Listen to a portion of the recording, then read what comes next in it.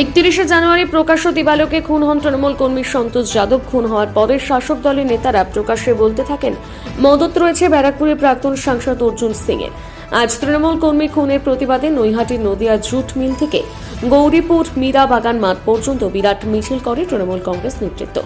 মিছিলে উপস্থিত ছিলেন ব্যারাকপুরের সাংসদ পার্থ ভৌমিক, শিল্পাঞ্চলের 6 জন বিধায়ক এবং চেয়ারম্যানরা। মীরা বাগানে প্রতিবাদ সভায় প্রত্যেকেই এক যুগে নিশানা করেন ব্যারাকপুরের প্রাক্তন সাংসদকে। এমনকি ব্যারাকপুর থেকে অর্জুন সিং এর গুন্ডারাজ খতম করার শপথ নেন সমস্ত বিধায়করা এবং সাংসদ নিজেও।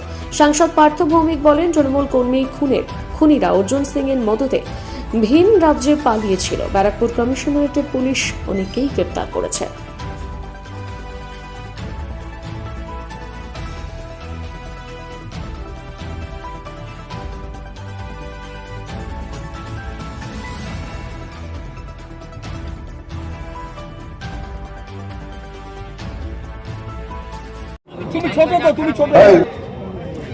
एक साथ बोलना है।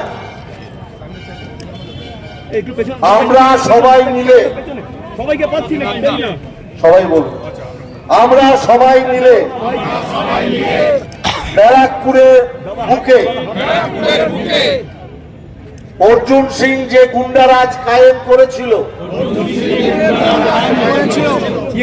মমতা ব্যানার্জির আশীর্বাদ মাথায় নিয়ে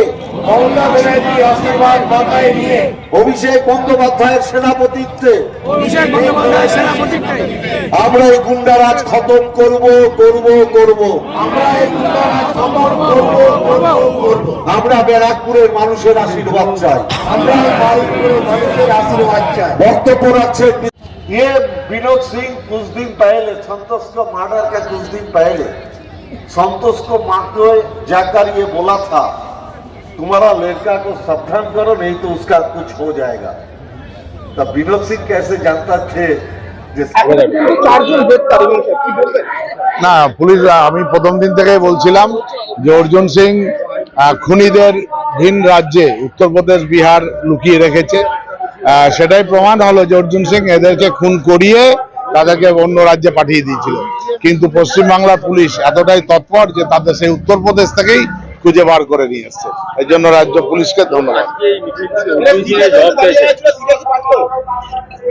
অর্জুন সিং যা ইচ্ছা তাই দাবি করুক, ওকে মানুষের পর্যায়ে মনে করি না।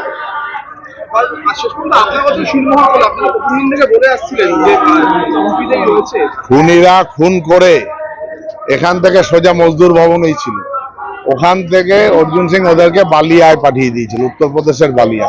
সেখান থেকেই আমাদের ব্যারাকপুর পুলিশ কমিশনারেট তাদেরকে গ্রেপ্তার করেছে এবং এখনো পর্যন্ত কয়েকজন বাকি আছে। আশা করছি 2-1 দিনের মধ্যে সেটাও হয়ে যাবে।